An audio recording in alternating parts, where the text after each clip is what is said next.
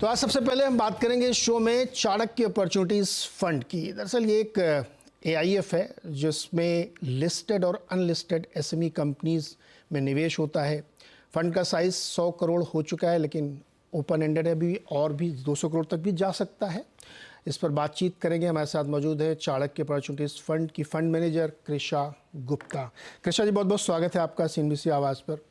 और जब हम लोग ये प्लान कर रहे थे कि आपसे बातचीत की जाए, तो बड़ी दिलचस्पी मेरी इसलिए थी क्योंकि उस सेगमेंट में आप काम कर रही हैं जिसमें बहुत ज़्यादा लोग काम नहीं करते या कम जानते हैं। इस पे हमारा एक शो भी होता है हर थर्सडे को, हम लोग एसएमई कॉर्नर भी करते हैं। तो और बहुत कम उम्र में आपने ये सोचा कि हमको इधर काम करना है, बड़े बड़े जो इंडेक्स हैं या बड़े स्टॉक्स हैं उनको छोड़ करके एसएमई और लिस्टेड में। तो पहले तो अपने फ़ंड के बारे में कृषा थोड़ा सा बताइए कि ये चाणक्य अपॉर्चुनिटीज़ फंड क्या है, किस तरह काम करता है। कृषा, आप प्लीज अपने को अनम्यूट करें पहले। जी, thank you so much sir. Chanakya opportunities fund category 2 से भी रजिस्टर्ड एआईएफ है। कैटेगरी 2 में it is mandatory 51% unlisted companies में इन्वेस्ट करने का होता है, 49% इन लिस्टेड कंपनीज। मेरा फंड का मोटिव भी यही है। 51% हम ऐसी अनलिस्टेड कंपनीज में इन्वेस्ट करना चाहते हैं जिन्हें 1-2 ईयर्स में एसएमई आईपीओ या मेन बोर्ड आईपीओ में आने की पोटेंशियल रखते हैं, मतलब ताकि हम अपनी एग्जिट प्लान कर सके। 24% ऐसी कंपनीज में इन्वेस्ट हो रहा है जो करंटली एसएमई एक्सचेंज पे लिस्टेड है, या तो वो माइग्रेट हो सकती है मेन बोर्ड तक, या तो हम एग्जिट एसएमई बोर्ड पे ही प्लान कर सकते हैं। एंड 25% हम micro cap and small cap companies में इन्वेस्ट करना चाहते हैं जो मेन बोर्ड पे लिस्टेड है। द फंड का पर्पस ये था because after Covid SME exchange बहुत ज्यादा ग्रो हुआ है। लास्ट 3 इयर्स में द नंबर ऑफ आईपीओ जो एसएमई एक्सचेंज पे आ रहे हैं वो बहुत ज्यादा इंक्रीज हुए, and that is the potential जो एसएमई कंपनीज होल्ड करती है। तो हमारा इन्वेस्टमेंट उन कंपनीज में उन्हें एक बूस्ट देता है, उन्हें एक इक्विटी फंड रेजिंग की अपॉर्चुनिटी देता है, जिससे वो और स्केल अप होके नेक्स्ट माइक्रो कैप कंपनीज बन सकती है मेन बोर्ड की। तो फंड का मेन पर्पस, मतलब वो India Chanakya opportunities fund India का एक ऐसा फंड है जो सिर्फ एसएमई एक्सचेंज कंपनीज के लिए बनाया गया है। ओके कृषा, इससे पहले कि हम आगे बढ़े और इसको डिटेल में समझे, थोड़ा अपने बारे में बताइए। जब जब जब लोग टाइम टेस्टेड मार्केट में उतरने की कोशिश करते हैं, आप ऐसे मार्केट में जा रहे हैं जहाँ पे बहुत ज़्यादा मेहनत करनी पड़ेगी, तो थोड़ा अपने बारे में बताइए। कृषा ने कैसे ये सोच लिया कि हमें इस वाले फंड की तरफ जाना चाहिए, ये वाला फंड बनाना चाहिए? सर, तो मैंने अपना सीए 2019 में खत्म किया। I qualified as a CA when I was 20 years old, and during my articleship times only मैंने ऐसी कंपनीज पे वर्क किया था जो एसएमई एक्सचेंज पे आईपीओ ला रही थी। तो उसी टाइम से, लाइक व्हेन आई वाज 17-18, जब मेरी आर्टिकलशिप चल रही थी, उसी टाइम से I was dealing with the merchant bankers, the legal advisers, जो इस तरह के आईपीओस को प्लान करते हैं, जो डीआरएचपीस पे वर्क करते हैं। एंड इसलिए पूरी डीआरएचपी की जो प्लानिंग होती है, जिस तरह के रिस्क फैक्टर्स जाते हैं, जिस तरह की ग्रोथ पोटेंशियल होनी चाहिए कंपनी के लिए जो एसएमई पे आ सके, उसकी प्लानिंग पहले से ही सीखी हुई थी। उसके बाद मैंने वोडाफोन आइडिया लिमिटेड ज्वाइन किया, उसकी investor relations and treasury team में। 2 साल वोडाफोन में काम किया। उसके बाद last year I started Chanakya opportunities fund. Facts को थोड़ा स्टडी करा था, मतलब इफ यू सी 2019 में एक टाइम था जब only 50 companies used to come up with an SME IPO. उन्होंने हार्डली 800 सीआर रेस किया था। एंड लास्ट ईयर का अगर हम देखें, 180 कंपनीज आईपीओ लेकर आई है जिन्होंने 5000 करोड़ रेस करा है। सो जिस तरह से एसएमई कंपनीज ग्रो कर रही है, that is amazing. And SME companies में हमेशा से पोटेंशियल तो था ही, मतलब आज एसएमई एक्सचेंज को लॉन्च हुए 10 to 12 इयर्स हो चुके हैं, बट ये कोविड के बाद ही ग्रो हुआ है बिकॉज एसएमई कंपनीज ने वो पोटेंशियल रियलाइज करा है। These are very small traditional driven companies, मतलब ये लोग हमेशा से डेप्थ फंड रेजिंग पे ही चलती आ रही है, बट आज अगर उन्हें एक स्मॉल कंपनी से एक माइक्रो कैप या फिर एक बड़े स्केल तक जाने के लिए जो फंड रेजिंग चाहिए होती है वो सिर्फ इक्विटी दे सकती है। एंड इसलिए वो इक्विटी फंड रेजिंग से उन्हें जो अपॉर्चुनिटीज मिल रही है वो बहुत अमेजिंग वे में मिल रही है, जो उनके कैश फ्लोज को मैनेज करती है, जो उनको वर्किंग कैपिटल को मैनेज कर पाती है, जिसकी वजह से एसएमई कंपनीज और ग्रो हो पा रही है। तो ये स्टडी 2-3 साल किया, उसके बाद भी रियलाइज्ड कि अभी तक इंडिया में कोई ऐसा फंड नहीं है जो सिर्फ एसएमई पे फोकस करता है, जो स्पेशली एसएमई कंपनीज को सपोर्ट करने के लिए बनाया गया हो। एंड एज वी सी, मतलब बजट भी हुआ, government is focusing on SME companies. वो पूरी अपॉर्चुनिटीज देना चाहती है क्योंकि इंडिया की बैकबोन इज एसएमई कंपनीज। मतलब एसएमई के बिना India India is a developing country, SME की वजह से India is growing so fast. तो it is it is our duty कि हम उनको सपोर्ट करें एंड उसको स्केल तक लेकर जाए। जी। So that is why I launched Chanakya. तो वक्त से पहले और काफ़ी तैयारी के साथ आप उतरी हैं इसमें, और किस्मत से ज़्यादा आपको मिलेगा भी, क्योंकि अर्ली बर्ड में फ़ायदा होता है। कृष्णा, में ये बताइए कि जब आप इन्वेस्टमेंट के लिए कोई कंपनी चुनती हैं तो 2-3 खास चीज़ें क्या देखती हैं आप उसमें, कि किस तरीके बिजनेस देखती हैं, प्रमोटर देखती हैं, क्या चीज़ देखती हैं आप खास तौर पे?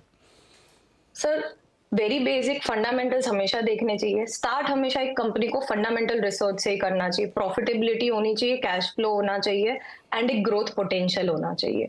वंस हमारी चेकलिस्ट में फंडामेंटल्स फॉल हो जाते हैं, we talk to the promoters. हम डिस्कशन करते कि वो कितना ग्रो करना चाहते हैं कंपनी को, उनके प्लान्स क्या है इस कंपनी को कितना आगे तक ले जाने के लिए।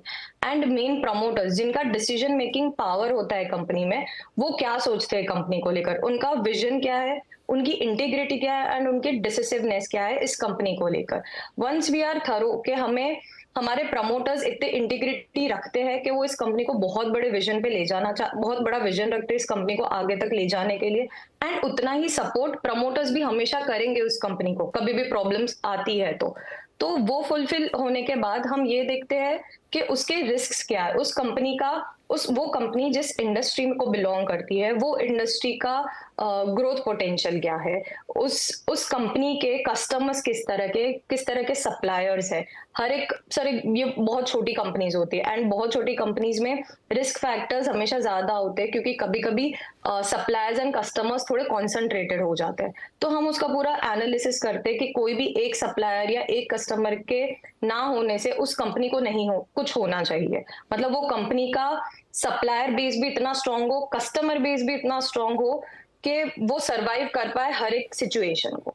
तो apart from the fundamentals thing, promoter decisiveness and ये जो customer and to and fro analysis of a company, ये 3 चीजें बहुत इंपॉर्टेंट रखती है। एंड मोर ओवर, बिकॉज मैं एसएमई कंपनीज में हमेशा से इन्वेस्ट करती आई हूँ, उसमें एग्जिट प्लानिंग की तैयारी हमेशा लेके चलने की। मतलब when ever you invest in a company, हमेशा ये सोच के ही चलना चाहिए कि इसकी एग्जिट होगी तो किस तरीके से you will take an exit. मतलब जैसे हम जब चाणक्य में हमने सोचा कि हम 51% अनलिस्टेड कंपनीज में इन्वेस्ट करना चाहेंगे, हमने ये भी साथ में ही रखा है कि हम अनलिस्टेड में उन्हीं कंपनीज में करना चाहेंगे जिसमें पोटेंशियल है आगे आके कंपनीज को लिस्ट करना एंड आईपीओ लाना। तो we can plan our exit in such way. किसी भी कंपनी में डालो पैसा, मतलब इफ यू इन्वेस्ट, ऑब्वियसली उस विजन के साथ ही जाना है कि वी नीड टू, मतलब हमारे पास वो रिटर्न्स भी आने चाहिए उस कंपनी को रिलेटेड। मोस्ट इंपॉर्टेंट है एग्जिट सीखना चाहिए ना। जैसे हम लोग मार्केटिंग में कहते हैं कि अगर आपको बेचना नहीं आता तो आप प्रॉफिट बना ही नहीं सकते। इन्वेस्ट तो कोई भी कर सकता है, बेचना आना चाहिए। एक चीज़ बताइए, जो छोटी कंपनियां एसएमईज के साथ खास तौर पर हम लोग देखते हैं कि क्लोजली हेल्ड है, फैमिली रन कंपनीज हैं, फर्स्ट जनरेशन हो सकती है या 10 जनरेशन से भी हो सकती हैं, प्रोफेशनलिज्म कम होता है या बहुत ज़्यादा उस पर गौर नहीं करते जो कि फैमिली रन करे, इसको भी आप देखते हैं? और आई एम श्योर कि आप ज़रूर पर्सनली मिलती होंगी प्रमोटर से निवेश करने से पहले। श्योर सर, उनको मिलना जरूरी होता है क्योंकि as I said, traditionally driven businesses hierarchy चलती आती है।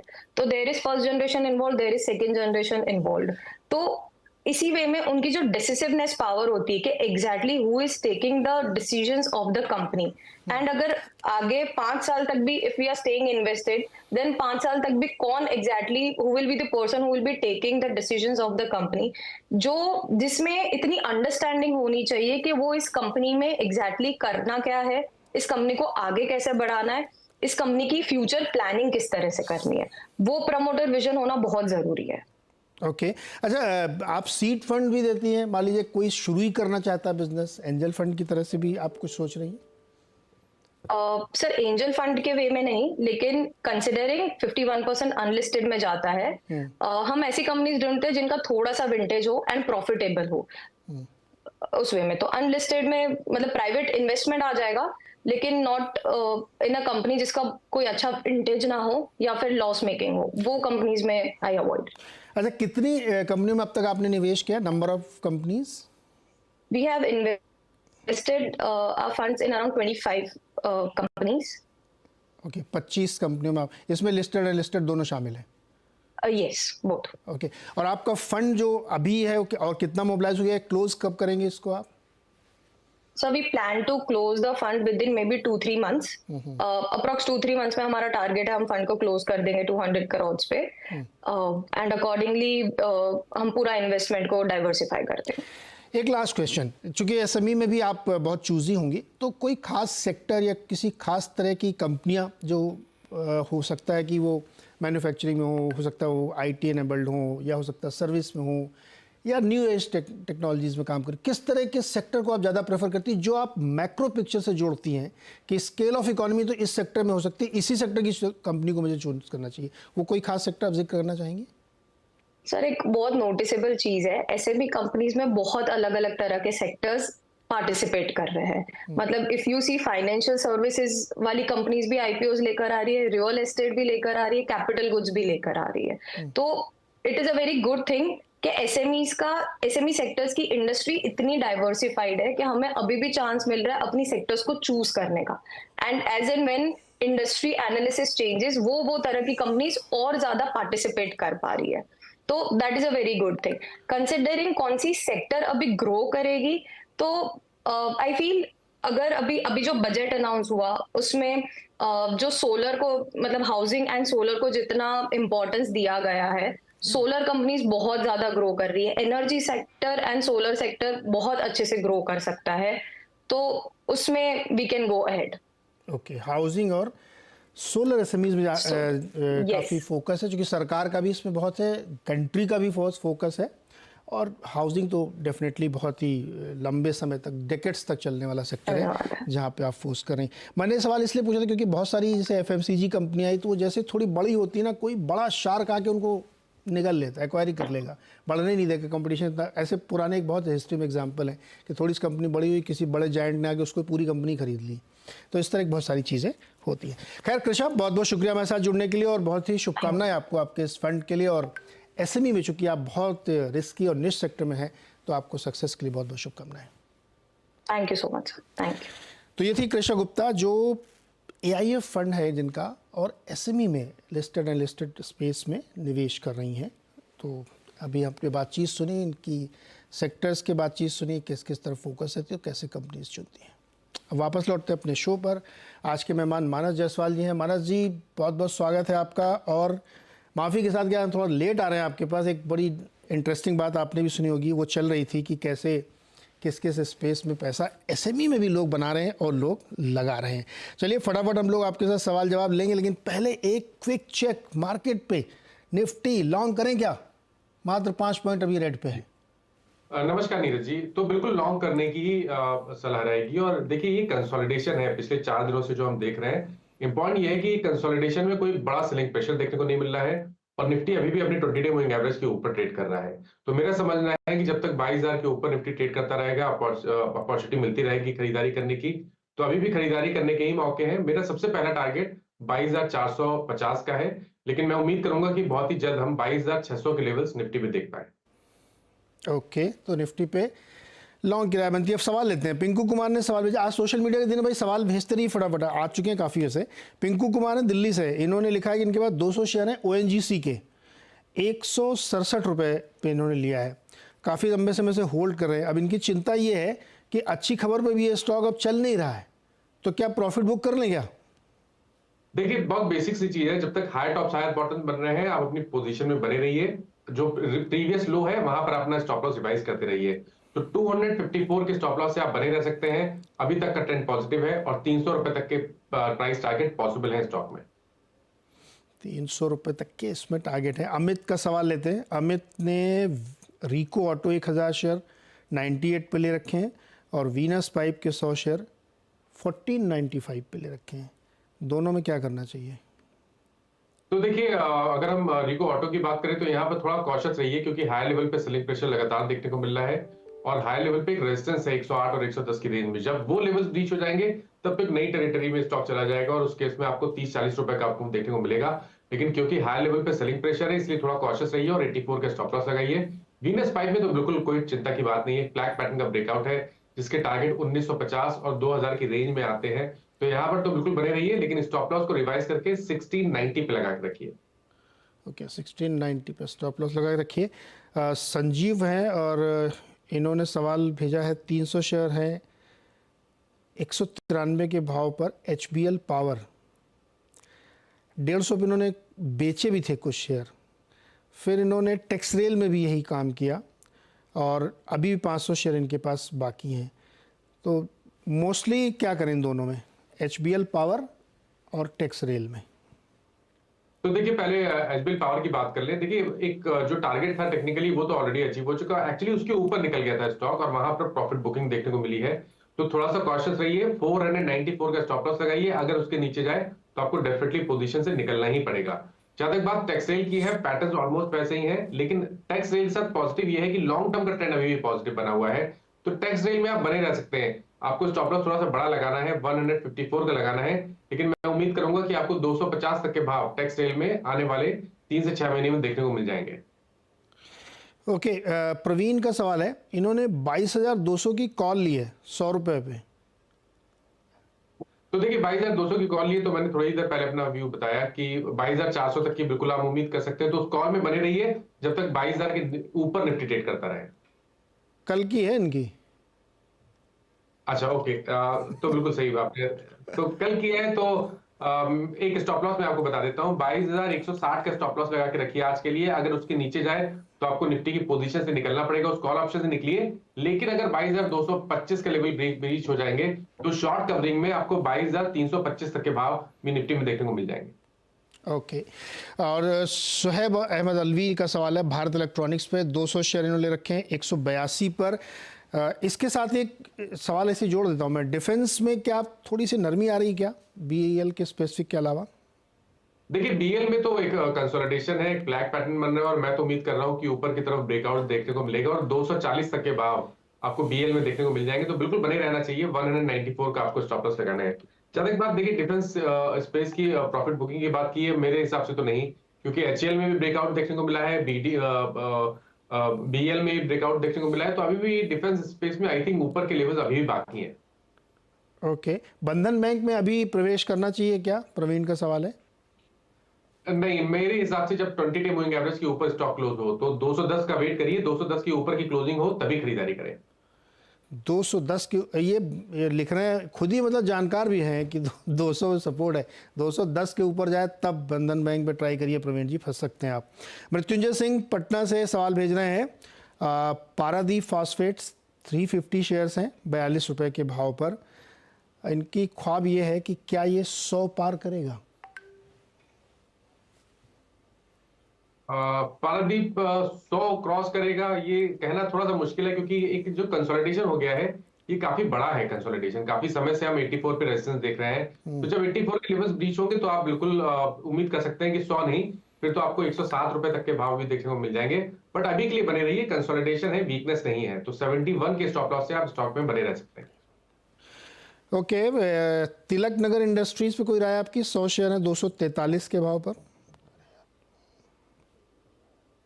Tilak Nagar industries code price 221 चल रहा है। हाँ, 221 पे। तो देखिए तिलक नगर इंडस्ट्रीज करेक्ट हुआ है, लेकिन अपने 200 मूविंग एवरेज के आसपास आ गया है, वहां पर सपोर्ट लेने की कोशिश कर रहा है। तो अभी निकलने की जरूरत नहीं है। 206 रुपए 204 रुपए का स्टॉप लॉस लगा के रखिए, पोजीशन में बने रहिए। अगर 240 के ऊपर निकलेगा तो खरीदारी करने के मौके होंगे और उसके इसमें वापस 290 तक के भाव आपको तिलक नगर इंडस्ट्रीज में देखने को मिल जाएंगे। ओके, ये इंटरेस्टिंग। अच्छा, बहुत सारे लोग ये जो नेटवर्क 18 और टीवी 18 के बारे में राय देख रहे हैं, मैं इस पर थोड़ा अवॉइड कर रहा हूँ, क्योंकि यार हमारी कंपनी के बारे में आप मुझसे पूछ रहे हैं तो कॉन्फ्लिक्ट ऑफ इंटरेस्ट हो सकता है, इसलिए मेरे लिए भी ठीक नहीं होगा और मानस जी के लिए। मानस जी भी संकोच में पता नहीं क्या बोलें, तो इसलिए आप ये अपने पर्सनल एडवाइज़र से पूछिए। रिलायंस में हम लोग इसलिए बात करते हैं क्योंकि वो है हमारे प्रमोटर ही, लेकिन थोड़ा इनडायरेक्ट है। अब ये तो एकदम सीधे आप पूछ रहे हैं हमसे, तो इसको अवॉइड कर रहा हूँ मैं। ये लोग जो लोग क्वेश्चन भेज रहे हैं वो उनके लिए कि वो आप अपने पर्सनल एडवाइज़र से पूछिए। ओके, ये था। अच्छा, वेदांता में एक सवाल है, वेदांता में क्या राइट टाइम है एंट्री की इस समय? नहीं, ये सही समय नहीं है वेदांता में एंट्री करने का। अगर आपके पास लॉन्ग पोजीशन है तो 259 के स्टॉप लॉस से बने रहिए। फ्रेश खरीदारी 277 277 के ऊपर ही करेंगे। 277 के ऊपर ही करेंगे। अच्छा, फ्यूचर्स में यार ये वाला शेयर लेंगे क्या आप? वोडा आइडिया में आज गिरावट क्या तो करें? देखिए, गिरावट बढ़ रही है। 20 डे और 50 डे मूविंग एवरेज ब्रीच हो चुके हैं। इंपॉर्टेंट एक प्राइस सपोर्ट था 15 रुपए 10 पैसे का, स्टॉक ने उसको ब्रीच किया है। अब अगर हम नई एक होप की बात करें तो वो 13 रुपए 50 पैसे के आसपास आती है। और अगर 13 रुपए 50 पैसे के लेवल्स निकल जाए तो आपको निकलना ही पड़ेगा, क्योंकि वो कंफर्मेशन होगा रिवर्सल का। और आपको ध्यान रखना है डबल टॉप बना है 18 रुपए के आसपास। तो कॉशियस रहिए, और अगर आपके पास लॉन्ग पोजीशन है तो 13 रुपए 50 पैसे का स्टॉप लॉस जरूर लगाइए। ओके, आज तो इसमें 5 रुपए और 6.5 रुपए तक के टारगेट भी दिए हैं कई ब्रोकरेज हाउसेज ने, तो इसको भी थोड़ा सा ध्यान में रखिएगा कि ये इंटरेस्टिंग है। मीडिया स्पेस में बहुत सारी खबरें चल रही हैं। जी टीवी को लेके आपकी क्या राय है? 2% 2.5% नीचे आज 170 पे आ गया है। तो देखिए, लोअर टॉप लोअर बॉटम बन रहे हैं। 20 डे मूविंग एवरेज के नीचे ट्रेड कर रहा है, तो वही काफी है स्टॉक के ट्रेंड को समझने के लिए। खरीदारी केवल 210 रुपए के ऊपर करनी है। अगर आपने लॉन्ग पोजीशन बनाई हुई है तो स्टॉप लॉस लगा के रखिए। 154 के नीचे स्टॉक जाए तो आपको स्टॉक से निकलना पड़ेगा, क्योंकि उसके बाद गिरावट बढ़ेगी तो 120 रुपए तक के भाव भी आपको देखने को मिल जाएंगे। ओके, रंजीत ने दिल्ली से सवाल भेजा है। आरके फोर्जिंग पर 200 शेयर हैं 170 के प्राइस पर, क्या करें? No problem for holding. तो आरके फोर्जिंग 775 चल रहा है, तो बिल्कुल बने रहना चाहिए। देखिए, कंसोलिडेशन है, कहीं पर कोई वीकनेस नहीं है, कहीं पर रिवर्सल के साइन नहीं है। तो 680 के लेवल्स ध्यान रखिए। 680 रुपए के ऊपर ट्रेड करता रहे, पोजीशन में बने रहिए। 810 का लेवल जब रीच होगा तो आपको उसके ऊपर कम से कम 960 तक के भाव देखने को मिल जाएंगे। ओके, अच्छा, मेरे नामा राशि है नीरज गर्ग, इन्होंने लिया है LIC 650 पर 50 शेयर। अच्छा प्रॉफिट हो रहा होगा इसमें तो उनका। मानस जी, तो क्या देखिए, प्रॉफिट बुक करेंगे इसमें? नहीं, मैं तो समझता हूँ कि बिल्कुल बने रहना चाहिए, क्योंकि ये तो ब्रेकआउट अभी 980 920 950 के आसपास ब्रेकआउट देखने को मिला है, जिसके टारगेट 1300 रुपए के आसपास आते हैं। तो एक कंसोलिडेशन है, एक छोटा सा करेक्शन है। पोजीशन में बने रहिए। 50 डे मूविंग एवरेज 935 रुपए के आसपास है, तो उसके नीचे आपको स्टॉप लॉस लगाना है। ओके, भव्या जैन का सवाल है। टाटा मोटर्स में मार्च में 1060 वाला कॉल लिया है इन्होंने 9 रुपये 80 पैसे पर। स्टॉप लॉस लगाया इन्होंने 7 रुपये पर। टारगेट रखा इन्होंने 14 रुपये पर 2-3 हफ्ते के लिए। सही है इनकी स्ट्रेटजी क्या? 1060 का कॉल ऑप्शन, ये तो बहुत दूर का कॉल ऑप्शन है। 100 रुपए ऊपर है अभी भी। तो ऐसे इतना out of the money call में ट्रेड करना थोड़ा मुश्किल होता है, क्योंकि टाइम वैल्यू जाता है, तो आपको बेकार में प्रीमियम में लॉस होता है। बेहतर रहेगा जब आप ऑप्शन ट्रेडर हो तो एट द मनी, या तो बिल्कुल छोटा थोड़ा दूर का out of the money call में ट्रेड करें तो वो बेहतर रहेगा। बट फिलहाल के लिए ट्रेंड की बात करें तो ट्रेंड पॉजिटिव है, और मैं उम्मीद कर रहा हूँ कि बहुत ही जल्द आपको 1010 तक के भाव देखने को मिलेंगे। 948 एक स्ट्रॉन्ग सपोर्ट है, तो अगर आपके पास पोजीशन है टाटा मोटर्स में तो 948 का स्टॉप लॉस जरूर लगाइए। ओके, सरोज तिवारी का सवाल पर केनरा बैंक है इनके पास 200 शेयर 370 पर, क्या करना चाहिए इनको? 370 पे तो काफी अच्छी पोजीशन है। काफी पहले इन्होंने खरीदारी की है, और अभी भी स्टॉक में मीडियम टर्म चार्ट पे स्ट्रेंथ लगती है। मैं तो उम्मीद करूंगा कि आने वाले 6 महीने का अगर आपके पास टाइम फ्रेम हो तो आप टारगेट बड़े सेट करिए, करीब करीब 700 रुपए के। ओके, जाते जाते आखिरी सवाल CDSL अमित जी का सवाल है। 100 शेयर ले रखे 1953 पर, अभी इनको क्या करना है? 1953 पे लिए हैं तो आप प्रॉफिट पे हैं, आप बने रहिए। अगर ये एक शॉर्ट टर्म ट्रेडिंग का कॉल है तो 1860 का आपको स्टॉप लॉस लगाना है, और ऊपर की तरफ 2050 के टारगेट सेट करना है। ओके, मानस सर, बहुत बहुत शुक्रिया आप जुड़ने के लिए, बातचीत करने के लिए और दर्शकों की मदद करने के लिए। इस बीच निफ्टी पर एक नज़र। 85 पॉइंट मानस जी हैं क्या? तो लाइव वापस 85 पॉइंट गिर गया मानस जी ये। जी, तो देखिए, पिछले 5 मिनट में ही इतनी बड़ी सेलिंग देखने को मिली है। बट फिर भी अगर आप पोजीशन ट्रेडर हैं तो आप बने रह सकते हैं। जैसा मैंने पहले बोला, 20 डे मूविंग एवरेज के ऊपर ट्रेड कर रहा है निफ्टी, तो जब तक 22,000 के ऊपर ट्रेड करता रहेगा मेरे हिसाब से बने रहना चाहिए। मिड कैप देखा आपने 420 पॉइंट नीचे। जी, तो मिड कैप में ज्यादा सेलिंग प्रेशर देखने को मिला। और देखिए, पिछले 4 दिनों से जब हम निफ्टी में कंसोलिडेशन देख रहे हैं तो मिड कैप में सेलिंग प्रेशर लगातार देखने को मिल रहा है। शायद यहाँ पर गिरावट बढ़ सकती है, तो मिड कैप से थोड़ा सा दूरी बना के रखिए। लेकिन निफ्टी का ट्रेंड मेरे हिसाब से तो अभी भी पॉजिटिव है। एडवांस डिक्लाइन भी काफ़ी बिगड़ गया है, एक के सामने लगभग 3 शेयर गिरने वाले हैं। मैंने सुबह बताया था कि ग्लोबल हेज फंड्स बिकवाली कर रहे हैं यूएस मार्केट में पिछले एक हफ्ते से, और उन्होंने पिछले 8 महीने की सबसे बड़ी बिकवाली की है। नेट शॉर्ट हैं वो, और आईटी में खास तौर पर बेच रहे हैं। ये मैंने सुबह आप लोगों को बताया था, अगर आप लोग ध्यान से ग्लोबल कमेंट्री सुनते हो तो, इसलिए मूड थोड़ा सा वैसा ही था। महाराज जी शुक्रिया, बहुत बहुत शुक्रिया हमारे साथ जुड़ने के लिए। छोटा सा एक ब्रेक के बाद खिलाड़ी नंबर 1। बता दें कि मनी कंट्रोल पर दिए गए विचार एक्सपर्ट्स के अपने निजी विचार होते हैं। वेबसाइट या मैनेजमेंट इसके लिए उत्तरदायी नहीं है। यूजर्स को मनी कंट्रोल की सलाह है कि कोई भी निवेश निर्णय लेने से पहले सर्टिफाइड एक्सपर्ट की सलाह लें।